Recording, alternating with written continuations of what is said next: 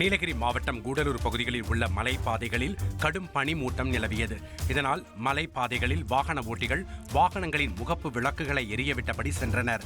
மேலும் கடும் குளிர் நிலவியதால் தேயிலை தோட்ட தொழிலாளர்கள் மற்றும் பல்வேறு பணிகளுக்கு செல்லக்கூடிய பொதுமக்கள் பாதிப்புக்கு உள்ளாகினர்.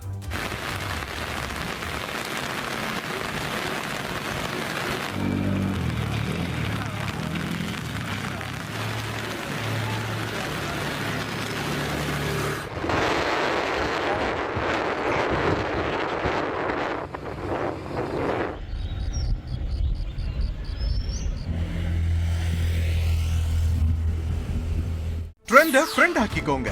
2.5 கோடிக்கும் அதிகமான தந்தி டிவியின் சப்ஸ்கிரைபர்ஸ் அண்ட் ஃபாலோவர்ஸ் குடும்பத்துல நீங்களும் இணையுங்க.